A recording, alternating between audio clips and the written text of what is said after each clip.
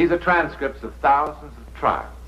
Everything from murder and treason to swiping a halfpenny from the corner newsstand.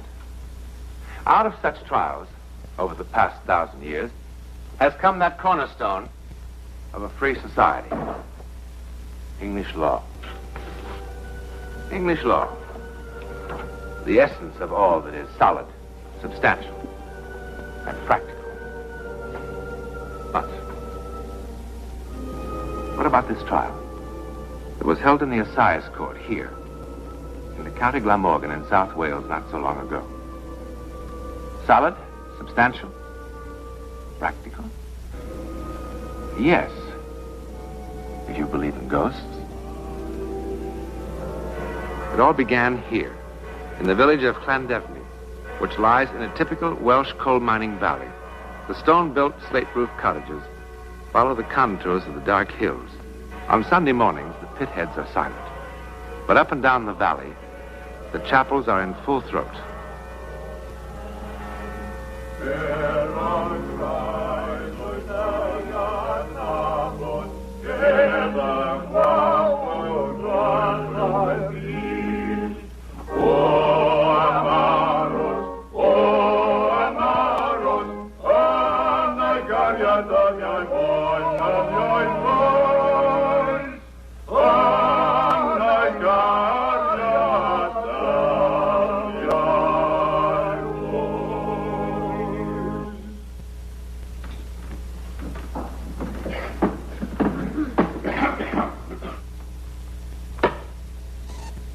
God shall bring every work into judgment with every secret thing, whether it be good or whether it be evil.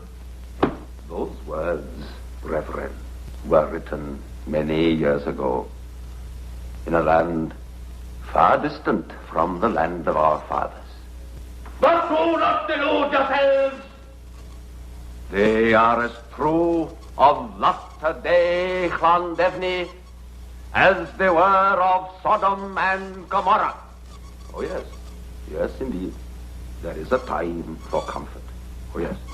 But there is also a time when the word of the Almighty brings not peace, but the sword.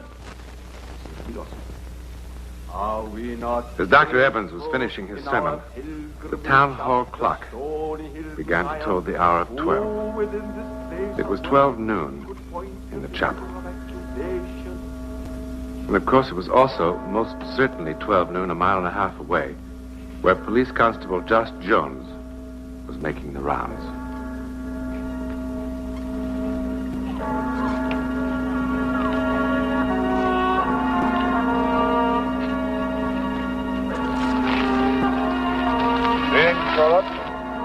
Jones.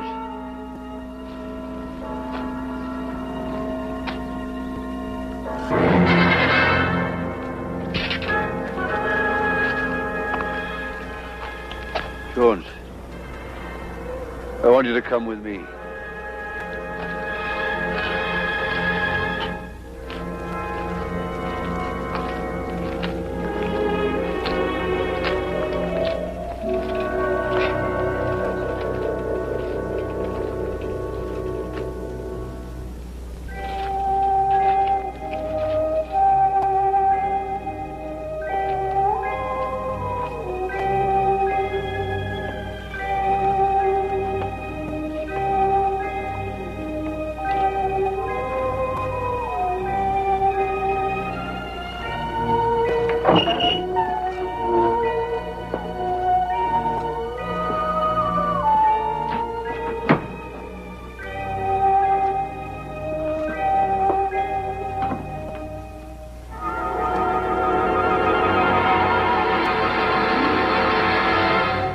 Look.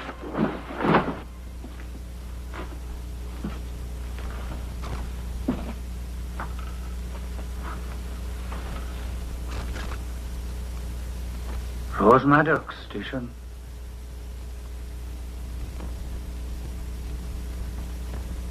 How did you come to find her, Mr. Roberts? I killed her. She threatened me unless I gave her more money.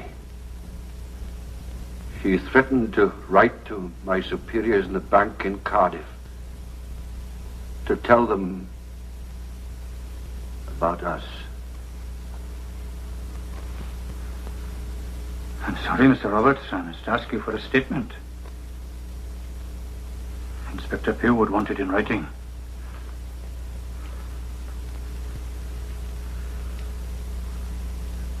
In view of what you've just said, I must caution you. Mr. Roberts?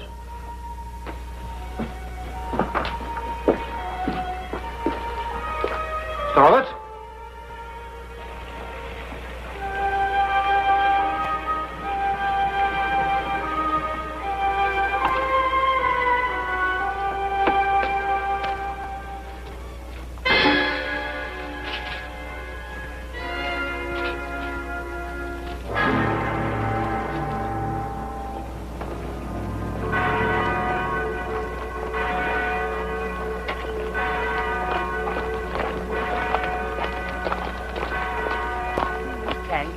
Thank you for your great words, Mr. Evans. Yes, very powerful. Don't go on with you, man. You were dozing all the while. Oh, no, I heard every word.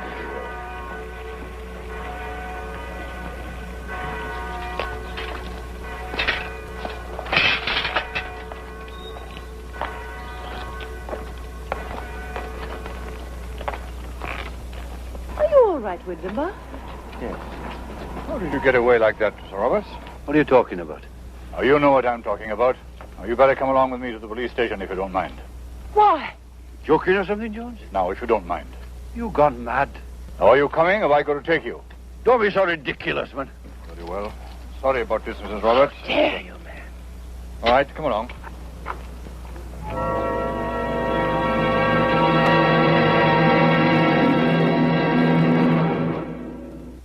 All right, Mr. Roberts. Now, what is the charge, Hunsable? I'm charging him with murder. That's what I'm doing.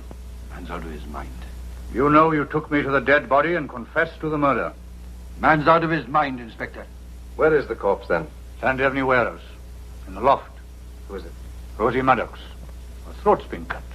Sergeant, get down there on your bike. If there is a corpse, phone me back. Now, who found her? He did. He took me there just now. How could I have done that? I was in chapel all the time. He stood beside me then not 20 minutes ago and confessed to the crime. Do you know anything about this, Mr. Roberts? How could I have done what he says? Handcuffed on a Sunday morning outside chapel in front of all the people. Ridiculous, that's what I say it is. Unlock him, Constable. Yes, sir. You'll hear more of this, I can tell you. Now, what's this about a confession? Well, he said that she threatened him. Said she'd ruin him. Let me see your notebook where it says so. Well, there's nothing in it. Of course there isn't. How could there be? Well, I cautioned him, but before I could put it down in writing, he'd made a bolt for it. Why didn't you report this immediately? I gave chase at once. Chase, indeed, when I was in chapel all the time. Ask him. Well, did you see Mr. Roberts coming out of chapel? Yes, I did. There you are. You see, Inspector?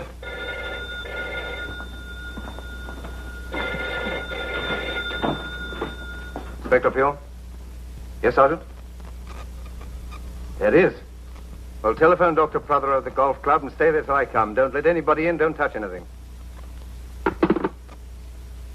Well, there's been a murder, all right. Terrible. Terrible. Did you know this young girl, Rosie Maddox, sir? Yes. Yes, I did. Not to speak to, of course. She wasn't a customer at the bank, of course. Have you ever been in the premises referred to? Yes, many times. You see, the place was for sale and the bank was dealing with the lease. Were you there this morning? Good heavens, Inspector, you out of your mind.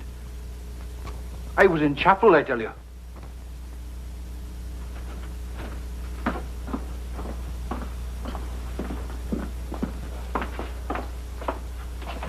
Come in, Mrs. Roberts, please. And anyone else who is sitting with Mr. Wyndham Roberts in chapel this morning.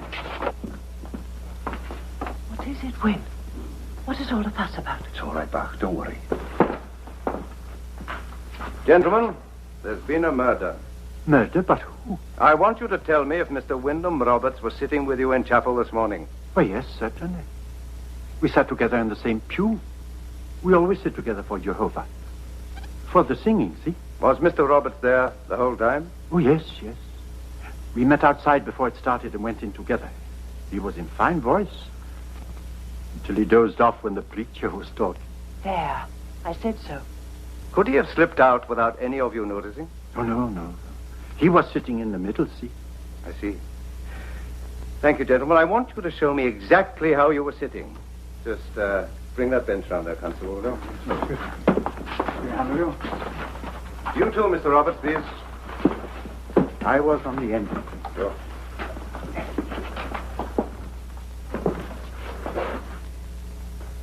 Can I render any assistance? Come in, please, and stand over there.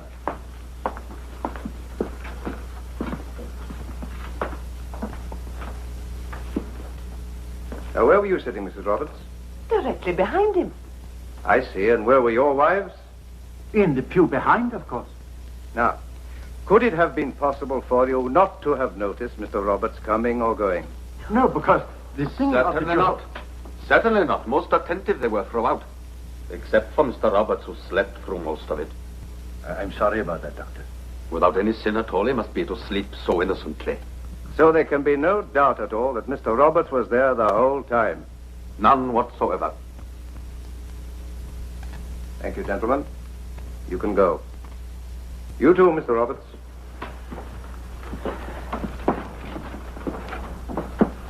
For God shall bring every work into judgment, with every secret thing, whether it be good or whether it be evil. Good day. Good day, sir. Oh, just one more question, Mr. Roberts. Can you think of any reason why Constable Jones should have invented this story about you? No, I don't think so. What about the fuss he made when you refused him the loan for his old tobacconist shop? Oh? Well, tell him. Well, thank you very much, Mr. Roberts. I'm very sorry about all this. Mr. Roberts, you and I have known each other for a very long time. You know that I'm no liar. You know you took me to that dead body. And you told me that you killed her. How could I have? As for you, Josh Jones, a letter will be written, don't you worry. Big damages you will have to pay.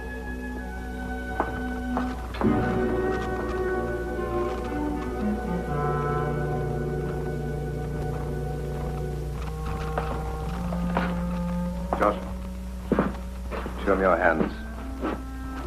You've got blood on them.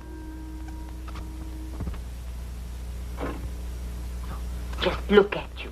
Eating your heart out to be back out there on your old beat again, aren't you? Oh, don't go on about it. It's better for me to say it than you, isn't it? I don't like a man to have self-pity, but it's not good to bottle things up. You can read me like a book, can't you?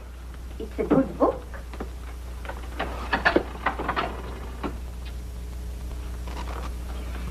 Ah, well. Pity about that little tobacconist shop, isn't it?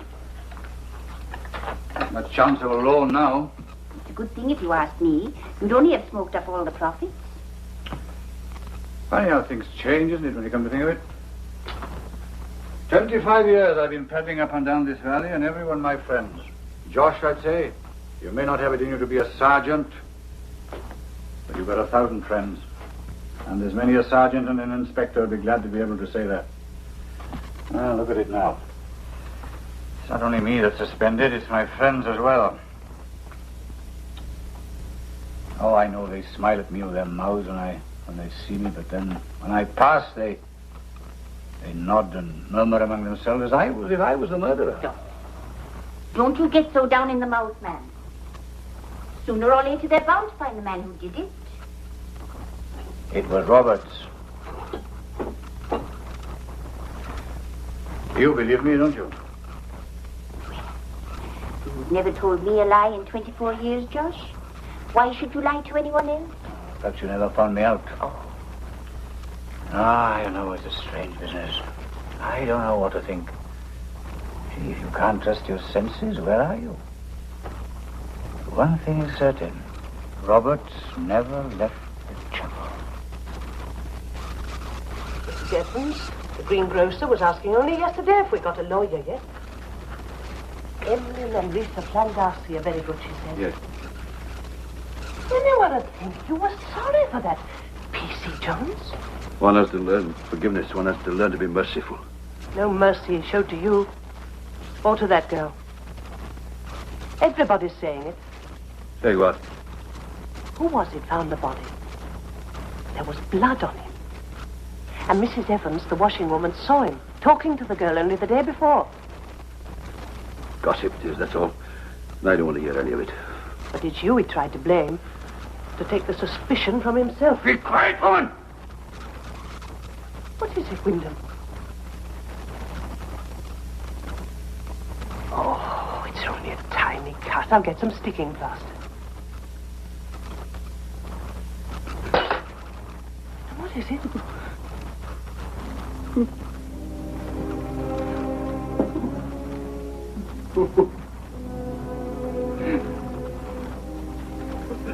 What is it? Why do you tremble so? Oh, that horrible Josh Jones has upset you like this. A very good officer, Mr. Jones. Yes, sir, of the older type. Very conscientious, very popular. 2 years to go for his pension. I wasn't sent all the way from Cardiff to hear how popular he is. Does he still stick to this ridiculous story of his? He won't budge an inch, sir. We could run into a case of false arrest. Well, there have been rumors that Mr. Roberts was bringing a case, sir, but we haven't heard anything definite yet. We have no other suspects? No, sir. We checked everybody in the village. There's an alibi for everyone. And the weapon was never found? No, sir. We searched high and low. I see. How about this bank manager? Oh, above suspicion, sir. No one is. You'll learn that one day, not even this constable of yours. Oh, I'll vouch for him, sir. He could never have done a thing like that. You'll vouch for the bank manager, too, I suppose. Well, he was in chapel from 11 to 12, sir. Even the minister will vouch for that. And why does Jones insist on being so obstinate?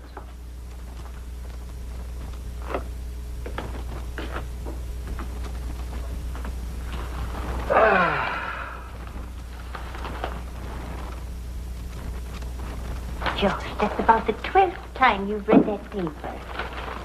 Well, you miss a lot in a paper when you read it through for the first time. Now, look, you go on out and enjoy yourself. Why don't you go down to the Dinner's Arms and have a game of stickers? It's no use waiting around here all night. Come on. Oh, well, all right. You generally always are anyway.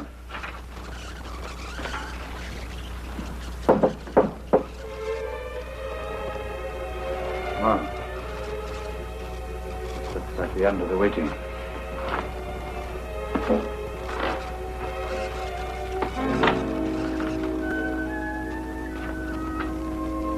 Just a moment, Sergeant. I get my helmet.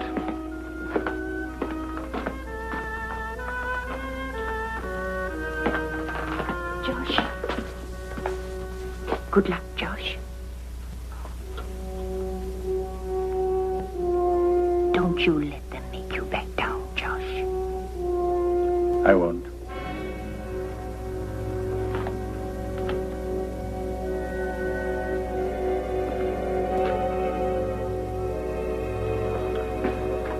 Right, Sergeant. Let's go. And you still stick to your story that Mr. Roberts led you to the body, Constable? Yes, sir. And that he made a full confession to you? Yes, sir. And the subsequent evidence, or lack of it, hasn't shaken your view at all? Hasn't given you cause for any doubt? None at all, sir.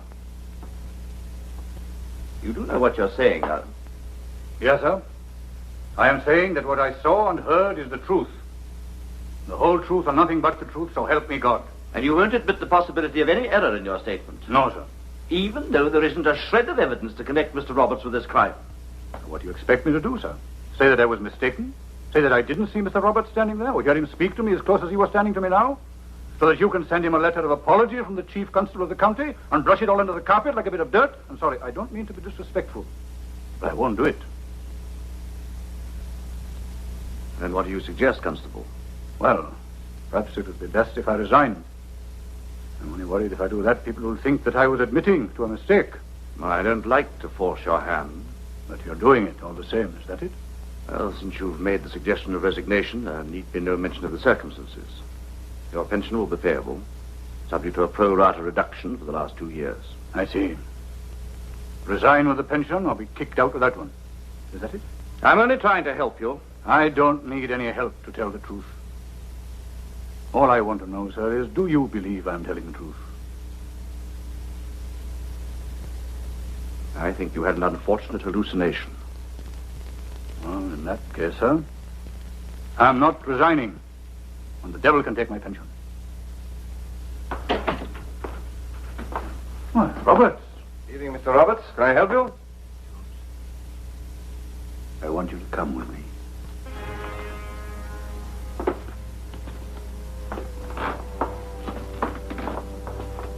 That's the way you behaved before.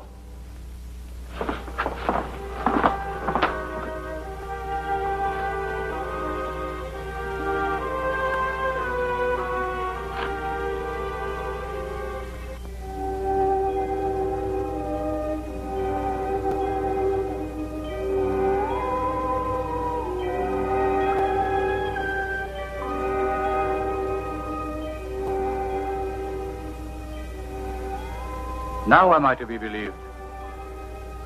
Mr. Roberts, I must caution you that anything you may say...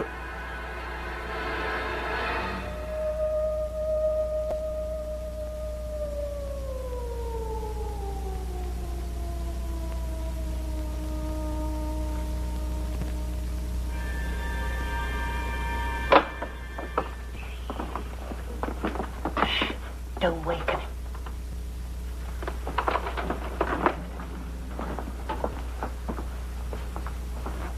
How long has he been asleep? Oh, for about an hour. He put on his coat and said he was going out. And then changed his mind and began walking up and down until he was exhausted. Then he sat in this chair and finally went to sleep. Have you been with him the whole time? Of course I have. Why do you ask? Because I must, Mrs. Roberts. Oh, please don't waken him. He's finally sleeping peacefully. Most of the time he tossed and turned and muttered and groaned as though he was having a most frightful dream. And then, 20 minutes ago, a complete change came over him. Suddenly his face relaxed, and he became calm, like he is now, the darling. As though a great weight had been lifted from his very soul. As though a weight had been lifted from his very soul. How heavy does a man's conscience become before it becomes unbearable? Well, in this instance, apparently the weight of conscience was so great that it resulted in a psychic phenomenon called teleportation. Wyndham's need to confess his crime, something he could not bring himself to do on a conscious level, was apparently so great that it resulted in a manifestation in a corporeal form, so that he should not go unpunished. After a short trial, Wyndham Roberts was hanged in Cardiff jail for the murder of Rose Maddox. In the village of Llandefni, some of the people still recall the words of that itinerant preacher on that strange Sunday morning when Wyndham Roberts seemed to be sleeping. For God shall bring each work into judgment, with every secret thing, whether it be good or whether it be evil.